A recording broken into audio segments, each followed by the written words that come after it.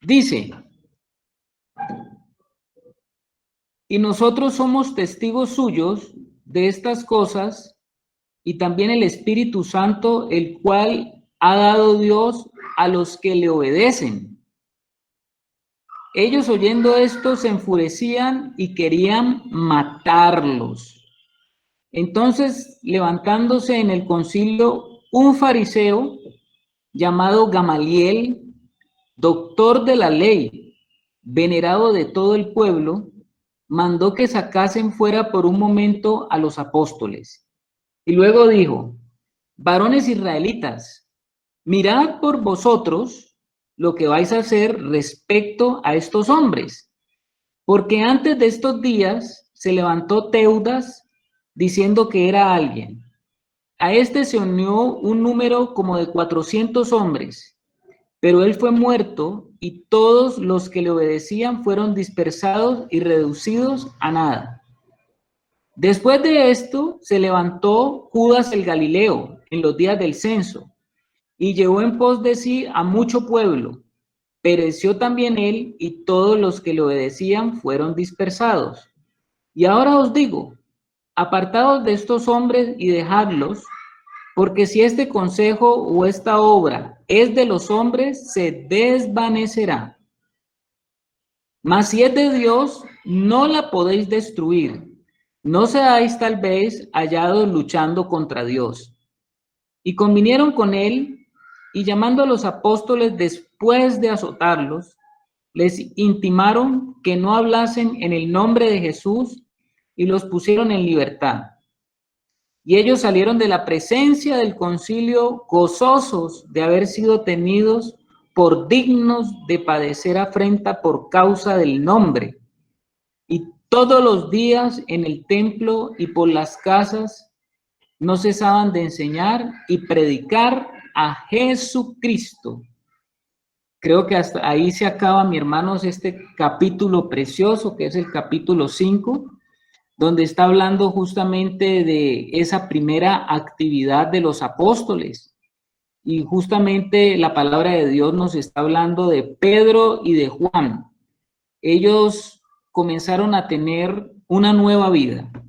Ustedes saben que Pedro y Juan habían sido hombres comunes, hombres pescadores, eran pescadores y pecadores. Ahora eran hombres regenerados por el poder del Evangelio. Y cuando tenemos contacto con el Evangelio, pues definitivamente nuestra vida no vuelve a ser la misma. Ustedes saben, mis hermanos, que ellos fueron apartados por el Señor, estuvieron 3 años y medio dedicados, dejaron los oficios que tenían, más no la actividad, o más bien dejaron lo que estaban haciendo para seguir al Señor, pero dice que el Señor les dijo que ya no iban a ser ellos pescadores de peces, sino que iban a ser pescadores de hombres. La actividad continuó. Entonces, ellos ahora estaban llenos del Espíritu Santo. Estaban llenos del Espíritu Santo. Que, no sé si Anita está levantando la mano. Anita está levantando la mano. ¿Quiere hacer alguna pregunta, hermana? ¿Maite también? No, Carlitos, qué pena, fue que metí mal el dedo. Ya. No, Carlitos, a mí se me cayó la Biblia encima de la mano. Bueno. Es que estoy aquí sentadita y ¡pum! Se me escurrió y ya, ahí estoy. No, tranquilo, sigue nomás. Me pasó a mí. Estamos hablando entonces de aquello que había pasado en los apóstoles, y estamos hablando de que ellos ya no eran los mismos. La pregunta para nosotros es, ¿qué ha pasado con nosotros? ¿Cuántos años llevamos caminando con el Señor?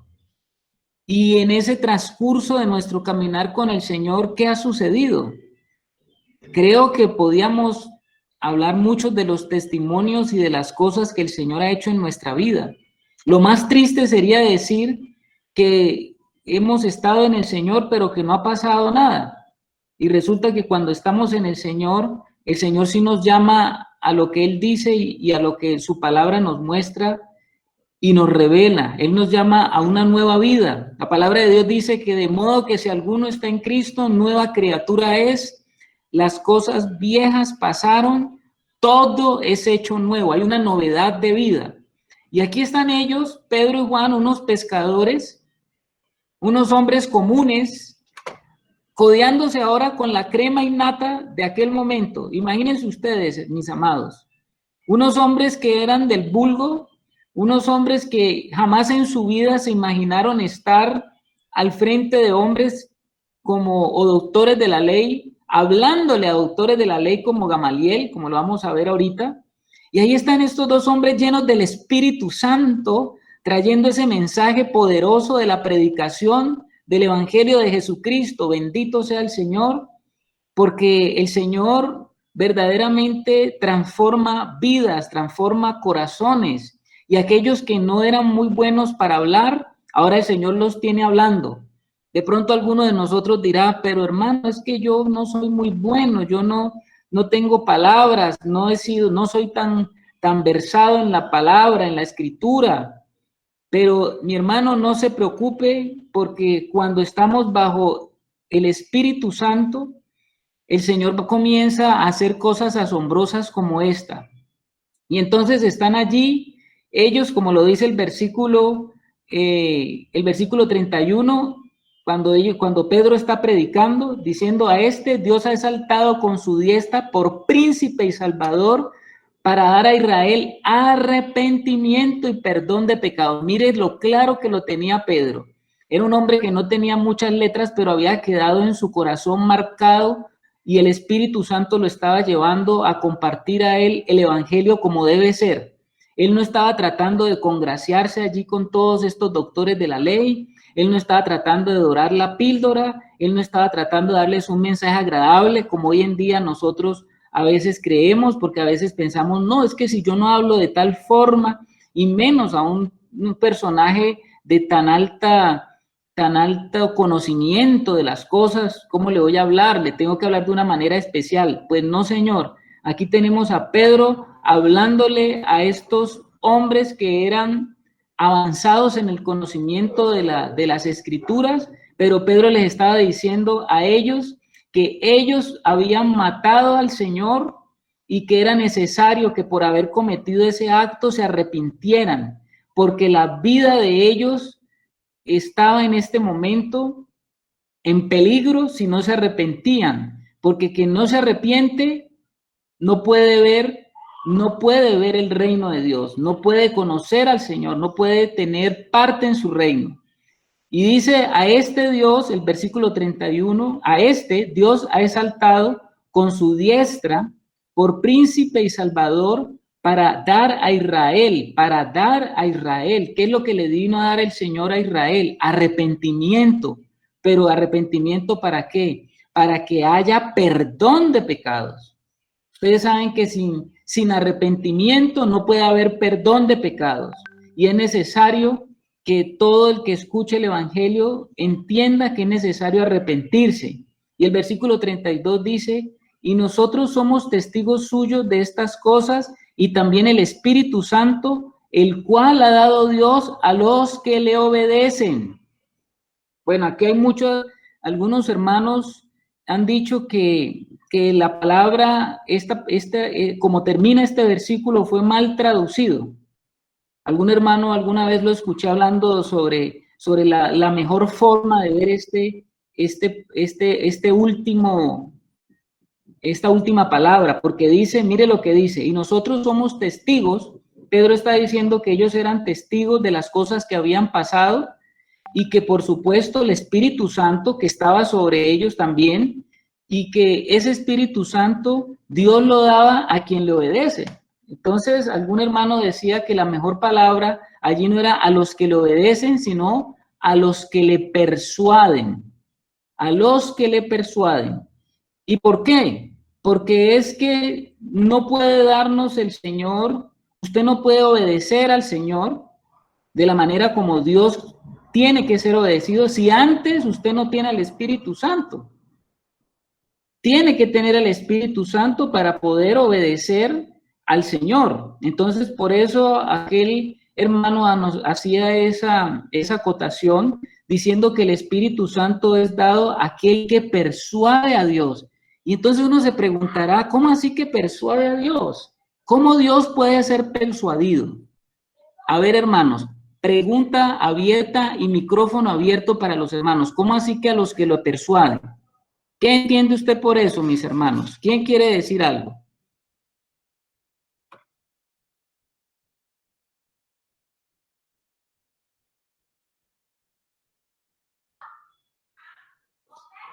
Sí, sí estamos, hermanos. Sí estamos, Carlitos. A ver, mi hermano Germancito, que estás en la jugada, cuéntame. Pues no sé de qué manera pues se quiera interpretar ahí con lo que está diciendo el hermano, o sea, persuadir a Dios nosotros, o sea, como querer nosotros convencer a Dios de que necesitamos su espíritu, como querer mostrarle, pues querer convencerlo de algo. No sé, o sea, no sé la interpretación que quiera dar, o sea, es lo que yo entiendo en persuadir, argumentar para convencer de algo, ¿no? Amén. Buenas noches a mis hermanos. Yo lo veo también de pronto como dice Germancito, porque él está hablando de que él da el arrepentimiento. Y la única manera de nosotros persuadir a Dios es cuando nos arrepentimos y aceptamos a su Hijo Jesucristo como el mediador entre Dios y nosotros. Entonces, cuando hay esa actitud de arrepentimiento, el Señor, el Padre Dios, es persuadido y entonces nos envía el Espíritu Santo. Yo lo veo así. A ver, ¿quién más? ¿Quién más quiere comentarnos algo en referencia?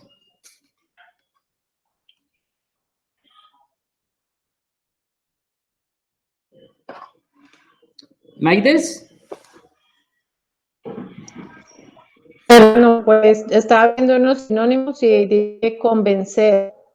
Entonces pienso yo, porque me parece como extraña la palabra persuadir ahí en ese sentido, como convencer a Dios con un genuino arrepentimiento, o sea, de que sea genuino y verdadero. Convencerlo de que es verdadero, no sé. Gracias, Luz. Muy bien. Muy bien. ¿Algún otro hermano que quiere comentarnos?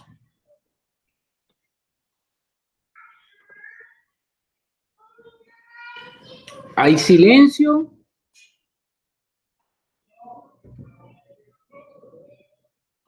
¿De qué manera puede el Señor, puede ser llamado a persuasión? Cuando nosotros genuinamente en nuestro corazón queremos un verdadero cambio, cuando eso no es solamente de labios, porque recuerden ustedes, mis amados hermanos, que la palabra arrepentimiento es una palabra que está relacionada con la palabra griega metanoía, y la palabra griega metanoía es una palabra que significa cambiar de camino o cambiar de forma de pensar,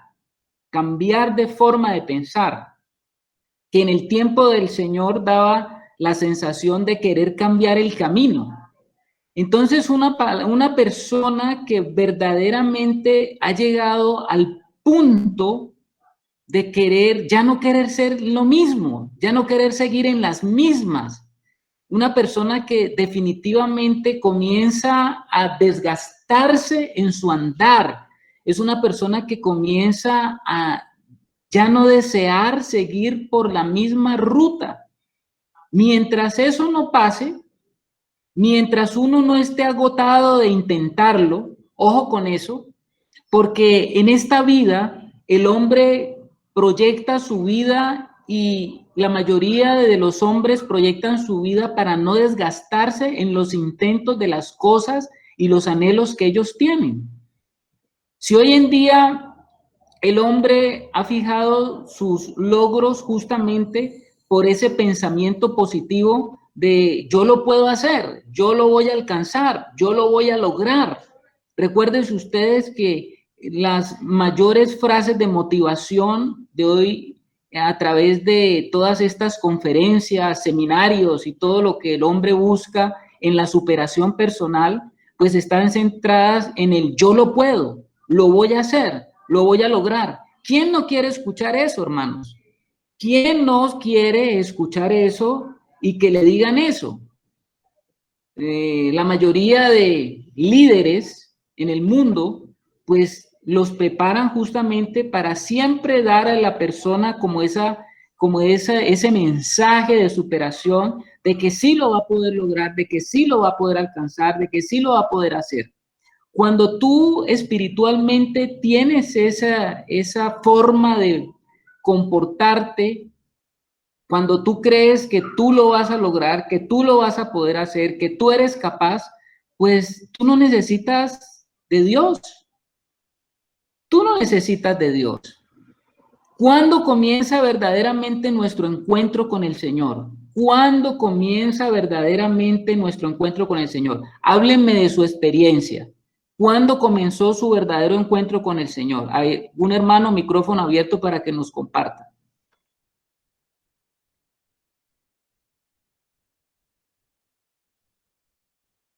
Carlitos, Claro, mi hermano, te escuchamos.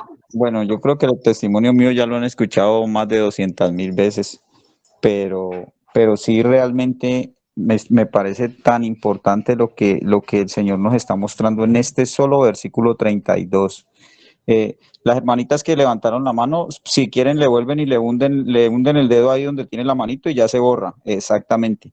Entonces, pero realmente yo pienso que si nosotros meditamos en esto que el Espíritu nos habla en ese solo versículo, es un tesoro, es un punto de partida, no solamente para pues, reconocer que tenemos la vida de Dios y reconocer el proceso que Él viene haciendo con nosotros, sino para entender que en la medida en que hay un arrepentimiento constante, genuino, donde yo cada día y en cada situación voy reconociendo que yo no puedo y que necesito la ayuda del Señor, pues va ganando más territorio ese Espíritu Santo dentro de mí, esa vida de Dios. Y pues en cuanto a lo personal, pues yo ahorita lo reconozco exactamente. Cuando llegué al punto de reconocer, como que cuando uno toca a fondo y no hay más de dónde echar mano, porque mientras uno en las fuerzas de uno puede hacer muchas cosas, pues uno cree que puede salir adelante, uno tiene muchos argumentos, uno tiene muchas ideas, uno tiene mucha fe, pero en uno mismo. Entonces, cuando llegué al punto de como esa encerrona de que no tenía para dónde mirar y le dije al Señor, ¿dónde estás? Pues el Señor en su misericordia me reveló dónde estaba y me reveló que me estaba buscando hacía mucho tiempo, que el que no quería dejarse hallar era yo.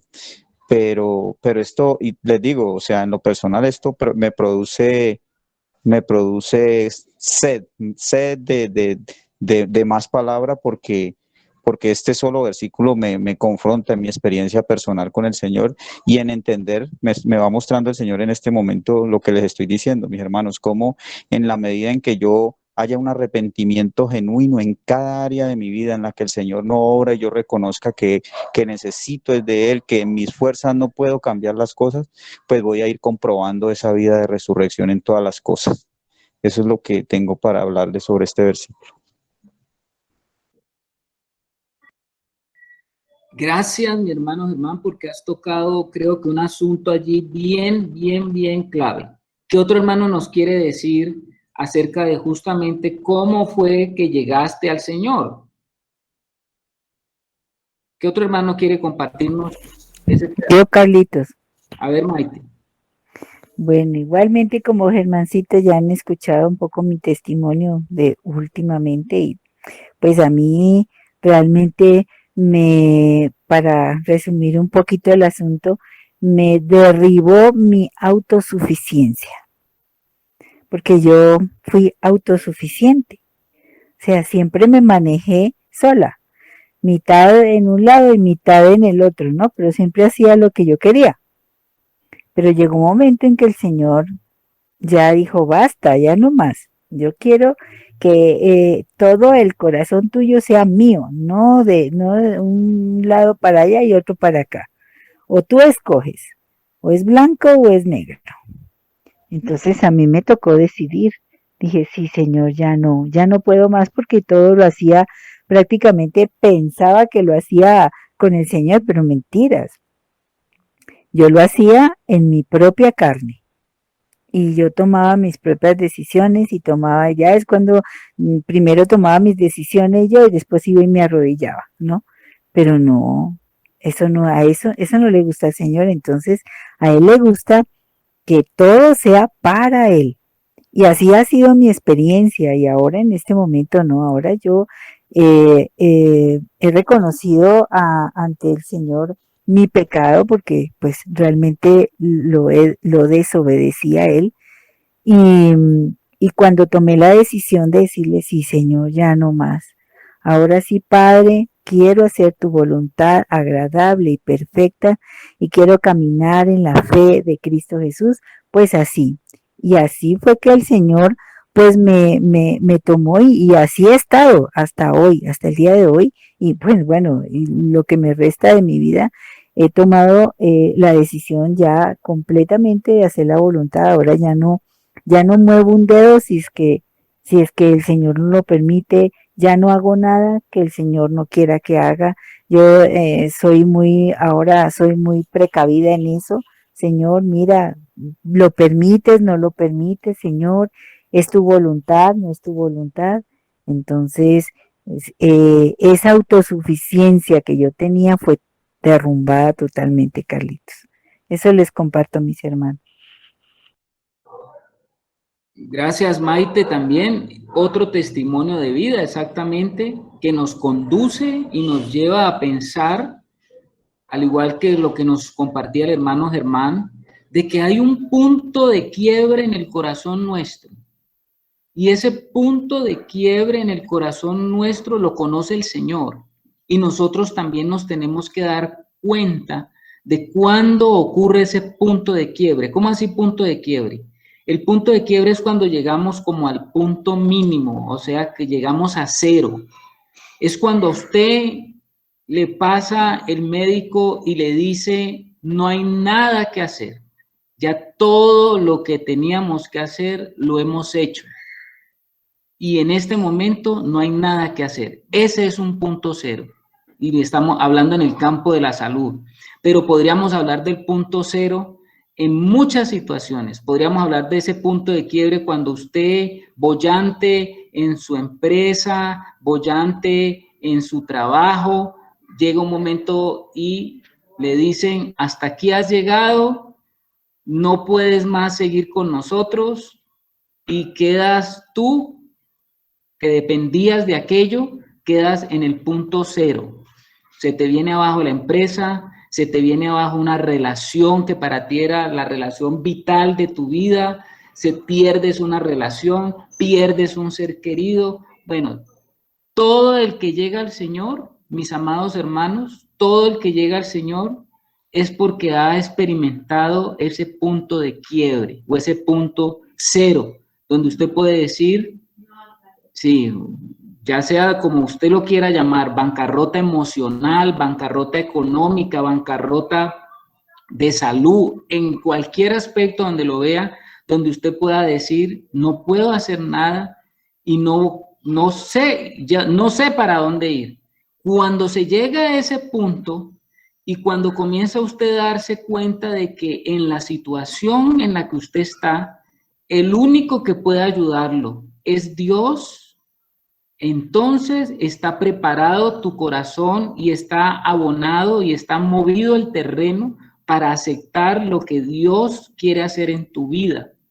Antes es imposible. Mientras haya un lugar donde tú puedas sostenerte, donde tú puedas agarrarte, mientras haya algo donde tú puedas depender para tomar un nuevo aire, es difícil que tú llegues a un verdadero y genuino arrepentimiento. ¿Y cómo es que Dios es persuadido? Cuando tú estás día y noche diciéndole al Señor, Señor, por favor, necesito un cambio, necesito algo nuevo, necesito algo diferente, ya no quiero seguir de la misma forma, ya no quiero seguir caminando igual, ayúdame. Cuando está ese corazón en esa condición, entonces estás persuadiendo al Señor para que envíe su arrepentimiento y con él a su Santo Espíritu. Mis amados hermanos, esto parece que es muy sencillo, pero no es así. No es tan sencillo llegar a ese punto de quiebre. Tantas vidas que hemos conocido, mis hermanos, gente que ha entregado y que ha querido conocer del Señor y ha pasado años y años y viven situaciones y están atados en circunstancias y nunca verdaderamente se han arrepentido, aunque han caminado en la vida del Señor. No se han arrepentido y no han podido llegar a ese punto cero de quiebre, donde ellos hayan podido definitivamente decir, ya no quiero ser la misma persona. Y es eso lo que el Señor está conduciendo y eso es lo que está trabajando en el corazón de los hombres, porque el espíritu humano está lleno de mucha soberbia, el espíritu humano está lleno de mucha fuerza. El espíritu humano ha sido engañado para que el espíritu diga, yo puedo, yo solo lo voy a lograr, yo voy a salir, yo lo voy a alcanzar, esto no me va a dominar, esto lo voy a superar. El espíritu humano está engañado en eso cuando no quiere depender del Señor. Y entonces es necesario que el Señor sea persuadido. Y si el Señor no nos da ese arrepentimiento, porque el arrepentimiento lo envía el Señor para poder decir, me arrepiento de lo que he hecho. Entonces, no se puede entrar a experimentar lo que es el regalo del Señor. Y están aquí entonces en el versículo 33, todos estos hombres en ese concilio, oyendo atentamente. Imagínense ustedes, estos hombres que se las conocen todas, estos hombres que dicen que saben todo lo de Dios, estos hombres que eran guías del pueblo de Israel, guías del pueblo de Dios, están oyendo que los apóstoles están diciendo aquí, llenos del Espíritu Santo, que el Señor no da su Espíritu a quien no lo persuade. Entonces estos hombres, dice que oyeron estas palabras, versículo 33, ellos oyendo esto, ¿qué pasaba con ellos? Dice, se enfurecían y querían matarlos. Ah, mis hermanos, ¿no estaba detrás de esto las tinieblas?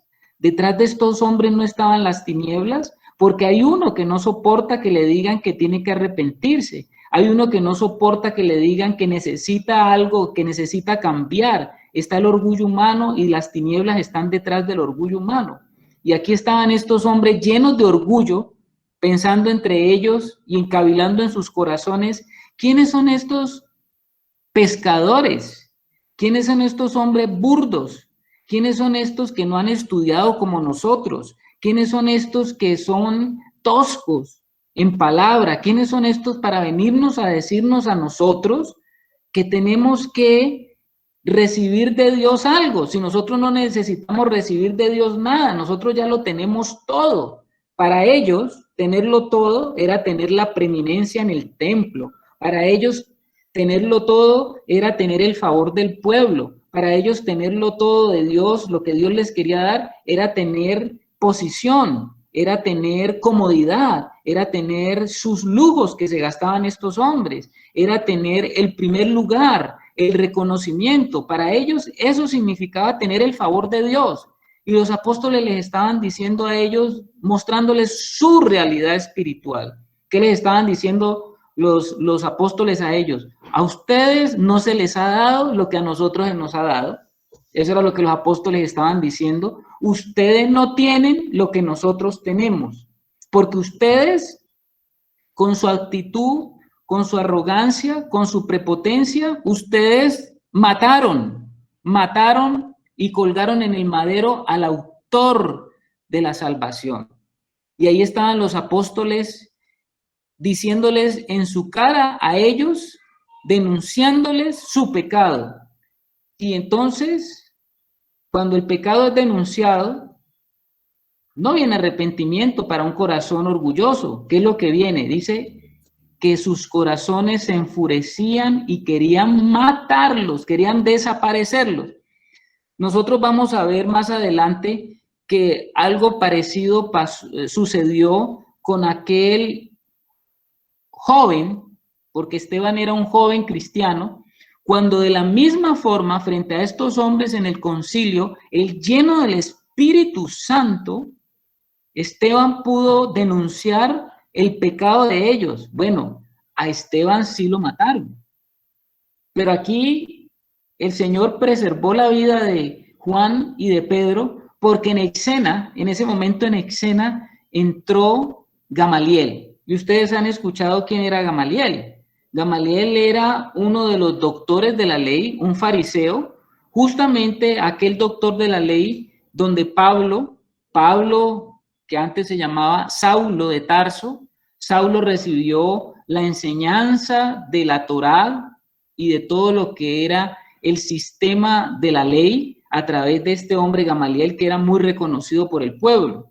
Y dentro de todo ese concilio, parados Pedro y Juan, estos dos humildes pescadores, hablándole de esta forma a estos hombres sabios de la época. Entonces, el versículo 34 nos dice, entonces, levantándose en el concilio un fariseo, es que si este fariseo no se levanta, a ellos los habían matado. Entonces, levantándose en el concilio un fariseo llamado Gamaliel, doctor de la ley, mírelo cómo era Gamaliel, dice, venerado por todo el pueblo. Era un hombre reconocido, era un hombre popular. ¿Popular en cuanto a qué? Popular en cuanto al conocimiento del pueblo, pero era un hombre de prestigio.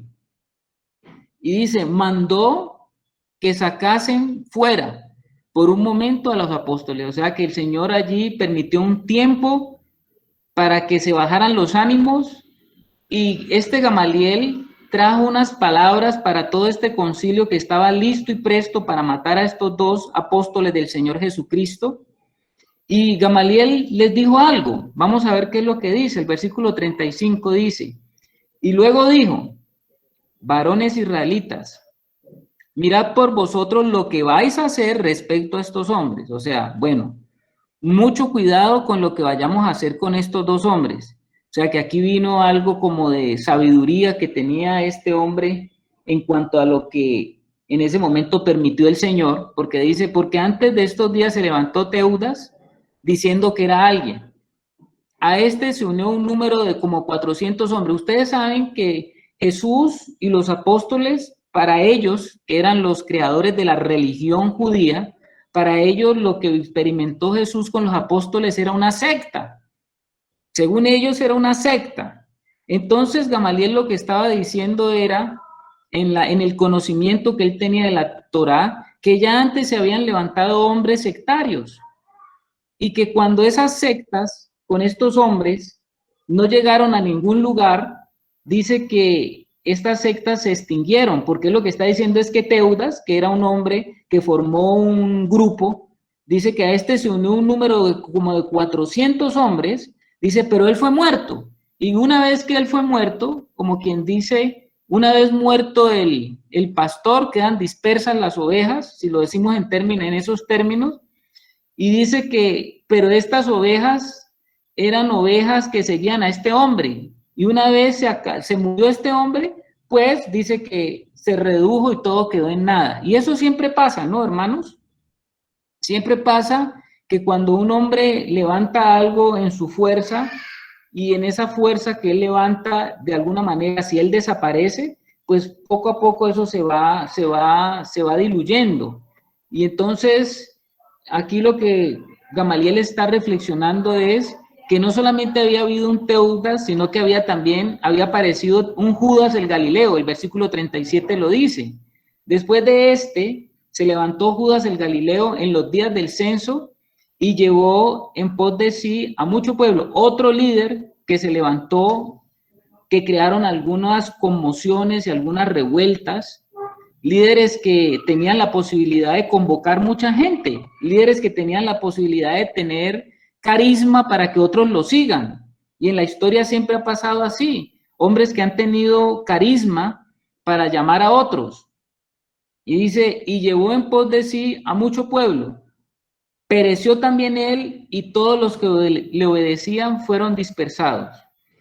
Entonces lo que el argumento de Gamaliel es un argumento de Gamaliel, que lo cuenta la escritura, nos lo está diciendo. El argumento de él es que si algo era de Dios, era algo que iba a permanecer, pero si era algo que no era de Dios, pues iba a desaparecer. Ese era el argumento de Gamaliel. Y ahora os digo, apartaos de estos hombres y dejadlos, porque si este consejo o esta obra es de hombres, se desvanecerá.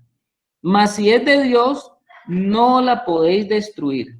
No seáis tal vez hallados luchando contra Dios. Mire que Gamaliel, con esa sabiduría humana que tenía, pues él decía, bueno, estos hombres que están aquí, nosotros no sabemos verdaderamente si todavía ellos estaban totalmente lejos de ver las cosas del Señor, porque ellos todavía no entendían nada acerca de quién era Jesús, ni cuál era la obra de Jesús, ni ellos, a pesar de que habían leído las Escrituras y las conocían de cabo a rabo, como diríamos hoy en día, ellos de todas maneras, como dice la palabra aquí, no habían visto nada.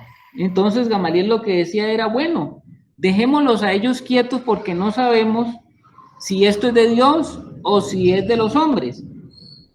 Si esto es de los hombres, pues un día se va a acabar, así como le pasó a todos los otros que han venido y que han formado sectas iguales. Entonces no nos hagamos lío, ni nos hagamos bola, ni nos vamos a meter en problemas, dejémoslos a ellos quietos y esto dejemos a ver qué pasa. Ese fue como el consejo de Gamaliel. Ahora, Gamaliel era un hombre reconocido, respetado. Por supuesto que le pararon bolas a lo que él estaba diciendo, pero dice la palabra de Dios que a pesar de que Gamaliel no encontró otra forma de decirlo, pero no se salvaron, Pedro y Juan no se salvaron de los azotes. Eso sí, como que ellos dijeron, bueno, no los vamos a matar, pero de aquí no van a salir como si no ha pasado nada. Vamos a darles un escarmiento. ¿Y en qué consistía el escarmiento? Darle azotes con varas. Ustedes saben que era una forma de castigo. Y convinieron, dice en el versículo 40, con Gamaliel y llamando a los apóstoles después de azotarlos. ¿Para qué lo azotan a uno? Pues a uno lo azotan para que coja escarmiento, ¿verdad? Uno lo azotan para que uno reflexione y como que uno quede intimidado diciendo, bueno, si ahorita me pegaron, si lo vuelvo a hacer, pues seguramente la próxima vez no me van a pegar, la próxima vez quién sabe qué me van a hacer. Entonces por eso dice el versículo 40, y convinieron con él y llamando a los apóstoles, después de azotarlos, les intimaron que no hablasen en el nombre de Jesús y los pusieron en libertad. Mire nada menos y nada más en qué consistía la prohibición que hicieron estos hombres. La prohibición que les hicieron a ellos fue: ustedes van a cerrar la boca y no van a seguir predicando en el nombre de Jesús. Eso que ustedes llaman evangelio, eso que ustedes llaman salvación para los hombres a través del evangelio, no queremos oír esas palabras porque esas palabras van a crear revueltas en el pueblo y lo que ahora necesitamos es, lo que menos necesitamos es tener problemas con los romanos. Ustedes saben que ellos de todas maneras estaban sometidos bajo el imperio romano y ellos se cuidaban mucho de todo lo que pudiese pasar en relación a las revueltas del pueblo, porque si habían revueltas del pueblo, inmediatamente los que llamaban a pedir cuenta a los romanos eran a los que estaban dirigiendo al pueblo. ¿Y quién eran los que dirigían el pueblo? Pues los que dirigían el pueblo eran estos hombres, los que hacían parte del consejo. Estos hombres tenían privilegios por el Imperio Romano porque ellos lograban mantener también al pueblo como en una estabilidad, y ellos lograban mantener al pueblo calmado, y ellos lograban mantener al pueblo de una manera de sometimiento, de un sometimiento como pacífico, porque ellos recibían prebendas también del Imperio Romano, y ellos recibían honores, si lo vamos a hablar así, de Roma, porque Roma de alguna manera no es que estuviera feliz de mantenerse guerreando todo el tiempo con los pueblos conquistados. Entonces, ellos recibían favores, ellos estaban favorecidos por el statu quo, ellos estaban muy bien apadrinados allá arriba, y entonces lo que menos querían era que se formaran revueltas y problemas, porque eso significaba para ellos también problemas en su estatus, en su estatus de vida, en su comodidad. Versículo 41.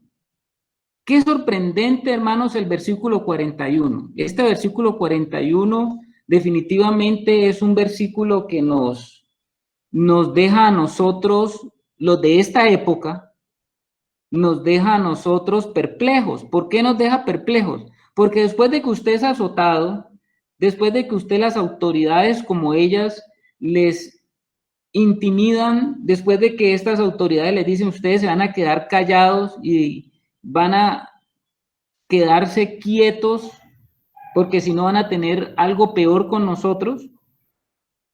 Después de ser azotados, dice ellos en el versículo 41, y ellos salieron de la presencia del concilio. ¿Cómo salieron de la presencia del concilio? Aburridos, deprimidos.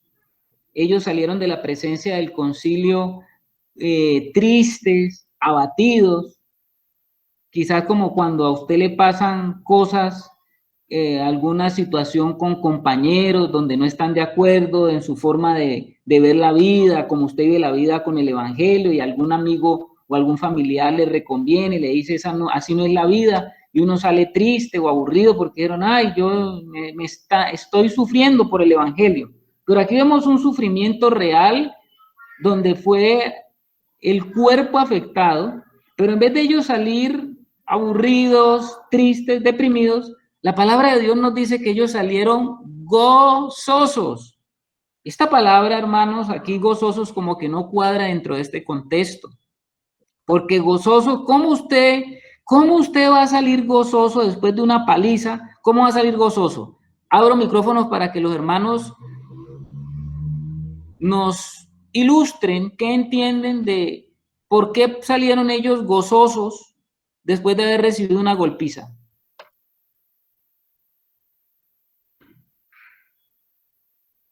¿Quién dice algo, mi hermano?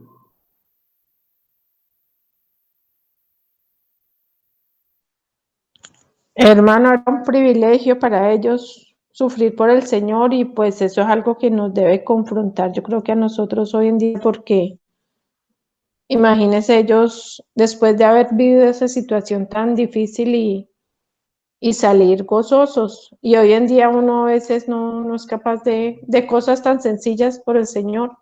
Y ellos aún a los azotes, a las amenazas, a lo que fueran, y no solo las soportaban, sino que estaban felices por servir al Señor y por ser dignos de sufrir en el nombre del Señor. Eso es como una exhortación y una amonestación que siento que nos está haciendo el Señor.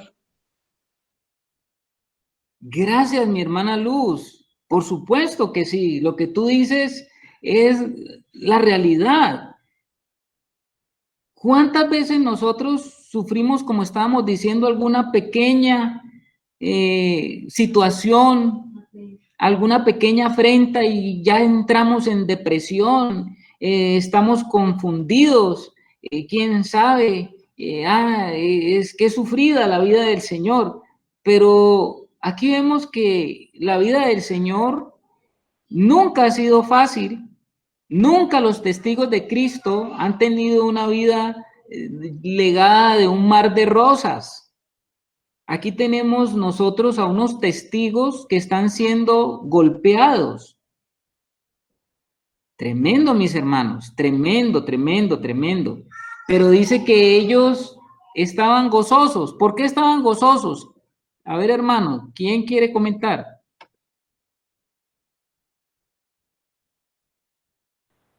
Ellos estaban gozosos pues porque habían sido sometidos a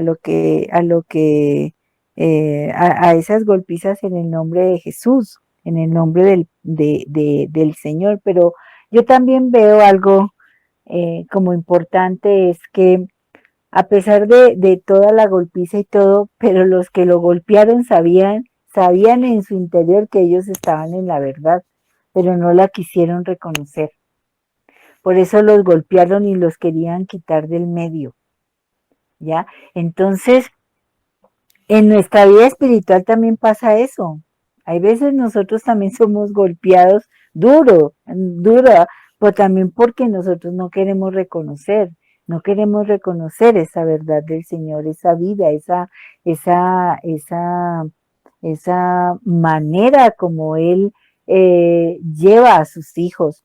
Entonces, pero más puede lo que nosotros pensamos y hacemos que de pronto lo que el Señor nos está diciendo. Entonces, ahí es cuando, y ellos, por esa situación que ellos ya habían sido tomados por el Señor, se consideraron, decían, por esta afrenta que nos hicieron, nos consideraron dignos.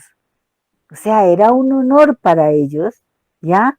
El ser golpeados, porque pues ellos sabían que tenían la razón, que ellos estaban predicando algo de la verdad, o sea, la verdad, pero los otros no querían reconocer eso. Así lo veo, Carlitos. Yo quiero hacer énfasis en eso que estaba hablando Maite de la palabra digno, porque yo pienso que ahí está la clave, porque ellos se sentían gozosos.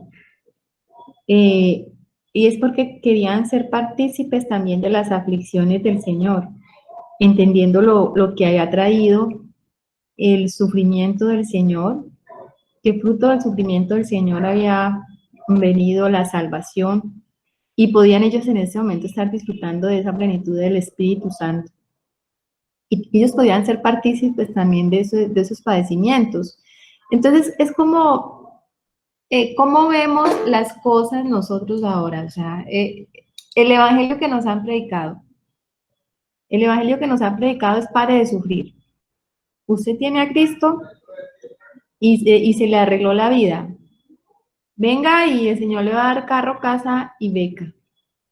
Pero aquí no estamos viendo eso. Nosotros estamos viendo es que ellos recibieron un evangelio para dar salvación verdadera, y la salvación está por encima de este plano natural. Entonces, ahí está la clave de por qué ellos estaban gozosos. ¿Cómo concebían ellos el evangelio? ¿Cómo concebían ellos la vida cristiana? Y lo importante de lo que ellos estaban haciendo en ese momento, como apóstoles, como pioneros, como aquellos que estaban llevando la verdad y que a través de ellos se estaba cumpliendo las promesas de Dios para, no solo para Israel, porque después ellos se van a dar cuenta que también es para los gentiles. Entonces ahí está la clave, mis hermanos. ¿Por qué se sentían ellos así? Se sintieron dignos, o sea, el Señor nos está probando. O sea, que el sufrimiento viene a ser como que nos aprueba el Señor, como cuando nos dan azotes por causa de Él, entonces estamos bien. A ver, el hermano Alex. ¿Qué más o menos? ¿Cómo van? Yo veo aquí, mis hermanos, que Juan y Pedro vienen en estos capítulos comprobando lo que el Señor Jesús les dijo en su ministerio, en el tiempo que pudieron compartir con ellos. Juan 16 dice lo siguiente, del 1 al 4. Está hablando Jesús. a ellos cuando estaba con ellos. Dice, estas cosas os he hablado para que no tengáis tropiezo. Os expulsarán de las sinagogas y aún viene la hora cuando cualquiera que os mate pensará que rinde servicio a Dios. Ahí vimos que estuvieron a punto de ser ajusticiados. El 3 dice, y harán esto porque no conocen al Padre ni a mí, mas os he dicho estas cosas para que cuando llegue la hora os acordéis de que ya os lo había dicho. O sea, aquí están este par de hombres acordándose de cosas dichas por su maestro, y ya no solo por su maestro, sino por su Señor y su Dios. Entonces pienso que eso causa gozo, pienso que nosotros en parte de una forma más reducida hemos sentido ese gozo cuando vemos que lo que el Señor ha dicho en su palabra se cumple. Yo pienso que estos hombres estaban experimentando esa vivencia y se estaban acordando de lo dicho por Jesús en vida. El Espíritu Santo tiene esa facultad. Entonces pienso que sí, eso les generaba gozo saber que lo que el Señor había dicho estaba cumpliendo y sabían y conocían las promesas más grandes. Eso es, mis hermanos. Gracias, Alecito. Germán y Maite. Primero Germán que me había levantado también la mano. A ver, Germán, sí. Bueno, gracias. Yo pienso que eso que están diciendo todos los hermanos es muy valioso. Eso que dijo Alex también es muy importante. Estos hombres venían con una preparación del Espíritu Santo, porque nosotros no podemos gozarnos cuando recibimos vituperio si nosotros no estamos en el Espíritu. Estos hombres entendían que se trataba era de establecer el reino de Dios y no el reino de ellos, porque si todavía hubiera algún tipo de interés de parte de ellos, pues ellos ninguno en uno mismo va a querer ser ultrajado, ser azotado, ser ni siquiera ignorado, porque muchas veces hasta en nosotros nos desestabiliza que hasta no nos digan nada, porque es tan frágil la carne y es el orgullo humano es tan, por decirlo así, se deja manipular y se deja, nos desestabilizamos tan fácil que aun cuando nos ignoran, pues nos puede producir mucho dolor. Entonces, si realmente uno logra entender esto, que esto se trata de establecer el reino de los cielos y va en el espíritu, pues puede llegar a ver ese gozo. El Señor por allá en el sermón de las bienaventuranzas, en el versículo 11 les dice, bienaventurados sois cuando por mi causa, en el versículo 11 y 12, cuando por mi causa os vituperen y os persigan y digan toda clase de mal contra vosotros mintiendo. Gozaos y alegraos, porque vuestro galardón es grande en los cielos, porque así persiguieron a los profetas que fueron antes que vosotros. O sea, siempre era el Espíritu echando mano de la palabra y confirmándola en ellos y a través de ellos. Martica hizo un comentario hace 8 días que me pareció muy especial. Estos hombres estaban haciendo la manifestación del reino afuera porque el reino ya estaba dentro de ellos.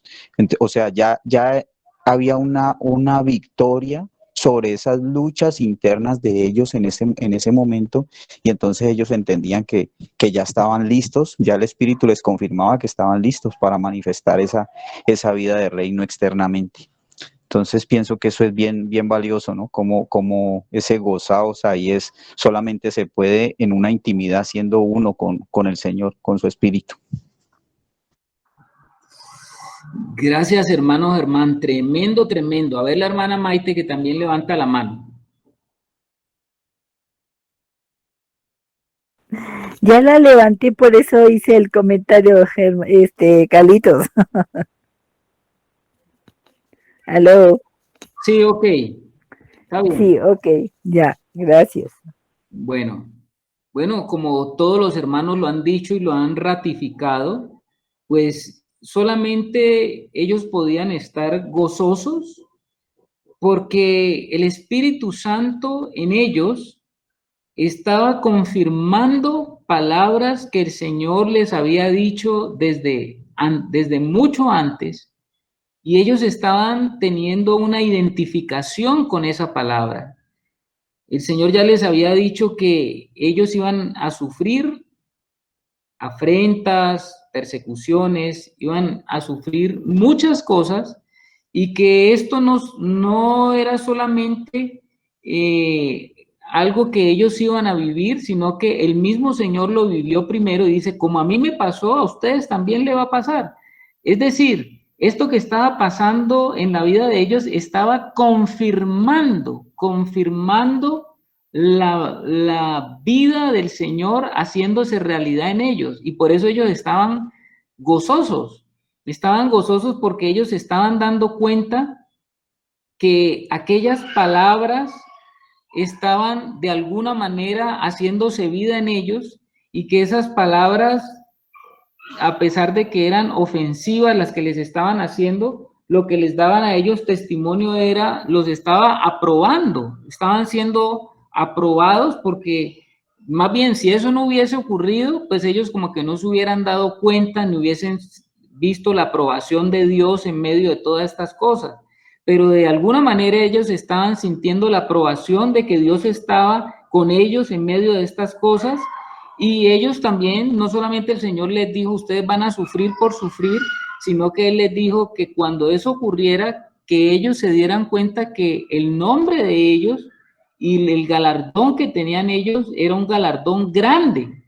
O sea que, hermanos, solamente si usted tiene la mirada puesta arriba, usted puede soportar esa presión abajo. No hay otra forma, no existe otra forma. Y esto nos queda a nosotros también como un ejemplo para las circunstancias que nosotros vivimos. Las diferentes circunstancias que nosotros vivimos, hermanos, siempre tienden a bajar nuestra mirada y tienden a que nosotros nos concentremos nuestra mirada en las cosas acá abajo. Cuando perdemos de vista las cosas de arriba, entonces es cuando comenzamos a deprimirnos, comenzamos a entristecernos, comenzamos a tener los bajones, esos bajones emocionales. Y pues aquí el Señor nos está mostrando o nos está permitiendo ver de que los apóstoles en ese momento tenían la mirada muy bien centrada, no estaban desenfocados, estaban muy bien enfocados. Por eso era posible para ellos pasar por estas circunstancias y no decaer y no desmayar en el intento. Entonces dice la palabra de Dios que ellos salieron de la presencia del concilio después de la paliza que les metieron, gozosos de haber sido tenidos por dignos, como que Dios les tuvo en cuenta su vida y el Padre daba testimonio de que ellos eran dignos de padecer por causa del nombre del Señor. Tremendo esto, mis amados. Ahora bien, el versículo 42 nos dice que no obstante aquellos fueron y querían ser persuadidos, amedrantados, intimidados, de que no siguieran hablando de ese nombre. Por el contrario, esa golpiza como que les dio fuerza y les dio ánimo para que hicieran todo lo contrario. Porque dice el versículo 42, mire cómo comienza el versículo 42, y todos los días, a ver, ¿de qué estamos hablando? Es decir, los apóstoles, mis amados, no tenían otro oficio más, ellos no tenían otro trabajo más. Los apóstoles estaban en una concentración absoluta en aquello para lo que el Señor les había llamado. Porque dice que todos los días, nosotros acá ahora tenemos a veces reuniones 1 o 2 veces a la semana. Cuando ya van 3, pues ya los hermanos se preocupan y decimos muchas reuniones. Pero acá dice que todos los días, estamos hablando de 7, todos los días, ¿qué hacían los apóstoles? ¿A qué se dedicaron los apóstoles? Los apóstoles ya no concebían su vida haciendo otra cosa. Para los apóstoles, el estar en el evangelio, permanecer en el evangelio, estar en la obra del Señor, era su oficio. Acuérdense que el Señor ya les había dicho que ellos ya tenían que dejar eso de andar pescando pescados allá para ganarse la vida.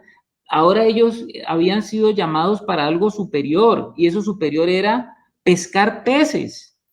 Pescar peces, hombres, pescar hombres más bien, pescar hombres. Y ese pescar hombres implicaba una labor, implicaba un trabajo, implicaba una dedicación exclusiva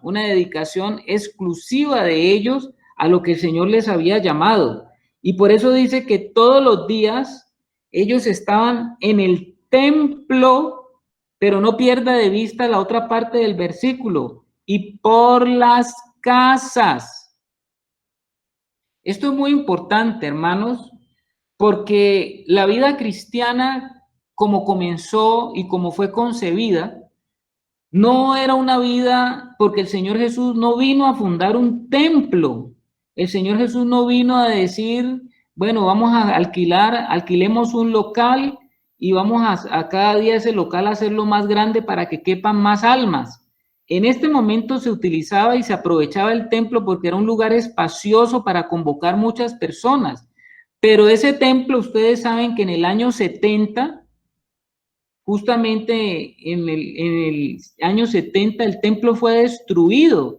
O sea que el templo simplemente era algo provisional que permitía a los apóstoles convocar, y justamente ellos iban al templo y había esa convocación, había esa predicación, había esa adoración, porque ahí se podía congregar mucha gente. Pero dentro de la idea del Señor Jesús y dentro de lo que Él vino a mostrarles, la obra de Él no se iba a desarrollar en el templo.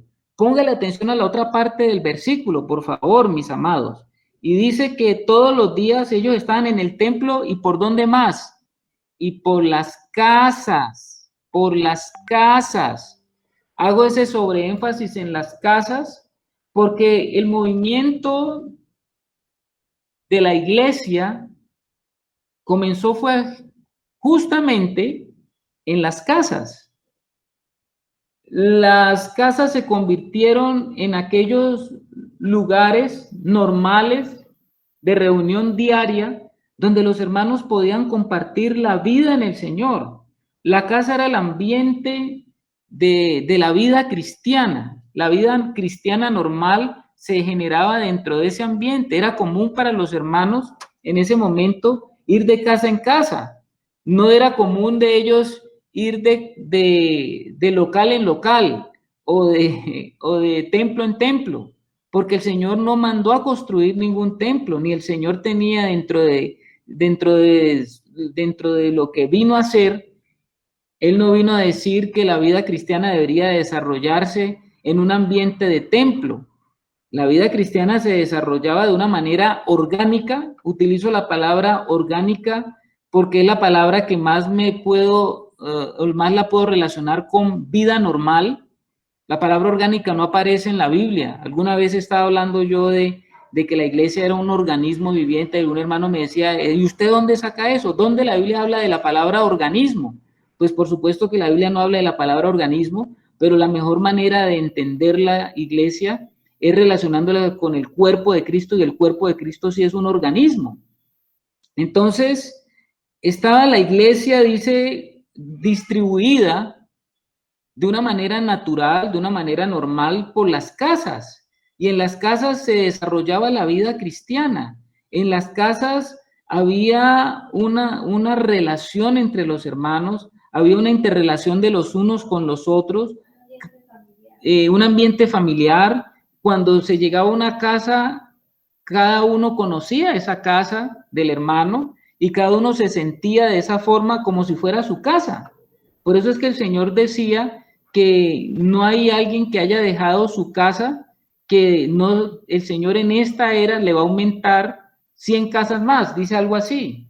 Y es porque cada persona no consideraba su casa como su casa, sino que consideraba la casa como la casa para el Señor, la casa para los hermanos.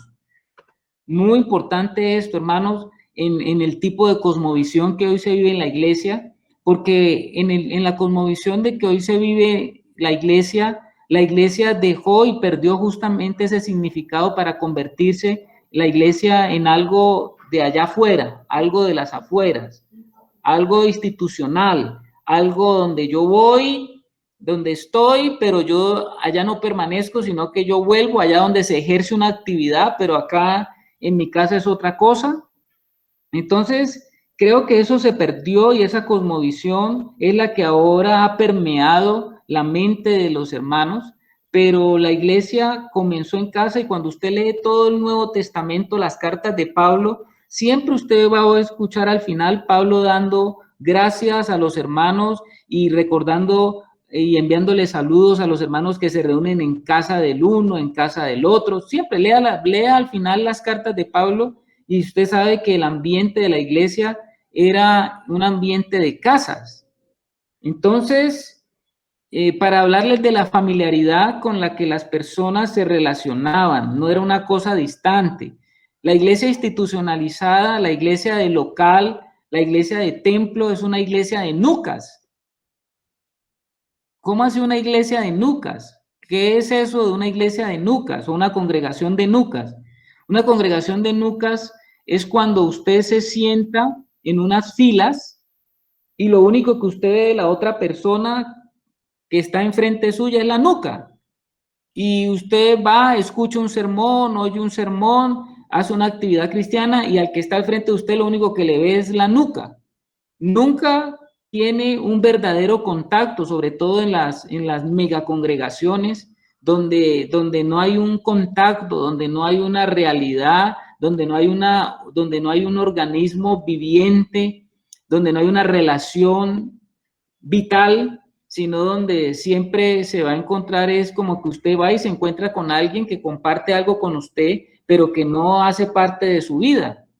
Entonces, mis hermanos, son cosas para meditar y para pedirle al Señor que nos ayude a nosotros a entenderlas y que podamos nosotros verdaderamente poderlas, por el Espíritu, comenzarlas a asimilar y a decir, vaya, de verdad no me había dado cuenta de esto.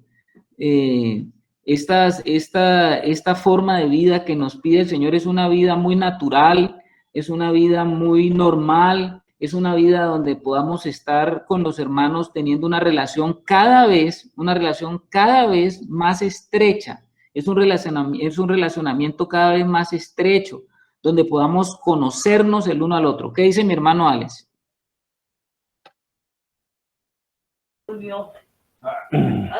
A ver, aquí finalizando ya el capítulo de Hechos 4, el 42, noto que el Señor nos deja como un orden. Recordemos que hay un orden, el juicio del Señor que trae orden. Dice que todos los días en el templo y por las casas no cesaban de enseñar y predicar a Jesucristo. Entonces mira que en el orden que el Señor nos ha mostrado, el Espíritu Santo aparece y sabemos que el Espíritu Santo busca casas. El Espíritu Santo busca morada. ¿Para qué el Espíritu Santo busca morada? Porque es a través de esas moradas, mira que aquí dice el 42, es a través de esas moradas, de esas casas, donde se puede predicar a Cristo. O sea, Cristo se manifiesta a través de esas casas. Entonces recordemos que el Espíritu Santo busca casas, ¿para qué? Para que el Hijo se pueda manifestar. ¿Y a quién manifiesta el Hijo? Al Padre. Entonces mira que está el orden, el Señor mostrándonos el orden. No se puede mostrar al Padre, el objetivo de todos es conocer a Dios. Pero el Señor decidió que solamente a través de su Hijo podía ser el conocido. Y el único que nos revela el Hijo es ese que quiere morar en casas, el Espíritu Santo, mi hermano. Gracias, Alecito. Muchas gracias. Evidentemente, cuando hablamos de esta parte de las casas, aún el mismo Espíritu Santo dice que nosotros somos casa de Dios, templo del Espíritu Santo, casa de Dios. Entonces, mis amados hermanos, para dejarles con este sentido de casa es la familiaridad con la que se vivía la vida cristiana, esa interrelación que había entre los hermanos. Y dice que justamente allí en esas casas y en ese templo que estábamos diciendo que ese templo desaparece después, ¿qué era lo que ellos hacían todos los días? ¿Qué hacían todos los días? Dice, no cesaban de enseñar y predicar a Jesucristo. En eso consistía, mis hermanos, lo que ellos enseñaban y predicaban todo el tiempo. Dice que no cesaban de enseñar y a predicar a Jesucristo. Ustedes saben que Jesucristo es el nombre compuesto del Señor, del Salvador. Jesús, que significa el Salvador, y Cristo, que significa el Mesías o el Salvador Mesías, o el Jesús el Mesías, o el Rey, el esperado, el Salvador ungido. Este Salvador ungido era el motivo por el cual ellos podían mantener ese vínculo permanente, y ese vínculo permanente los llevaba a ellos a desarrollar su vida espiritual. La vida espiritual tiene un ambiente donde debe de ser desarrollado. Nosotros no podemos ignorar eso. Yo no puedo desarrollar mi vida espiritual solo. Yo no puedo desarrollar mi vida espiritual por allá, apartado. Ese no es el ambiente de la vida espiritual. He oído a muchos hermanos que a veces dicen eso. No, ¿cómo estás en la vida espiritual? No, yo estoy buscando al Señor yo solo. Hermanos, no nos engañemos, porque la vida cristiana no es una vida de desarrollo solo. Entiendo que yo puedo tener momentos en que estoy apartado por alguna razón específica, pero esa no es la vida normal de un cristiano. La vida cristiana normal de un cristiano se desarrolla dentro de un contexto de relacionamiento. No puedo yo decir que existe un crecimiento en la vida cristiana si no hay ese relacionamiento. Es fundamental el relacionamiento, y la vida cristiana no es ni para los llaneros solitarios ni para los cuzumbosolos. La vida de iglesia es necesaria para el desarrollo normal de la vida espiritual. Y eso es así, y así lo ha concebido el Señor, porque siempre el Señor ha mostrado de que justamente Él es un Dios relacionista. Él mismo, Dios no está solo. Usted sabe que Dios permanece en el ambiente de una relación entre el Padre, el Hijo y el Espíritu Santo. Ni Dios está solo, pues. ¿Cómo le parece a usted para que alguien pueda decir que puede desarrollar su vida cristiana solo? Y es preferible que esa persona que está viviendo su vida espiritual sea una persona que pueda tener relación con unos hermanos que lo conozcan y lo lleguen a conocer, porque de esa forma usted puede sentir de que esa familia de la fe lo está acompañando a usted, y esa familia de la fe le está ayudando a usted en su desarrollo y en su crecimiento normal y natural. Mire usted el mismo cuerpo humano, mis amados hermanos. El cuerpo humano está conformado por un grupo de agrupaciones de células. Aquí ya biológicamente usted ya sabe que la agrupación de células forma tejidos, la agrupación de tejidos forman órganos, la agrupación de órganos forman sistemas.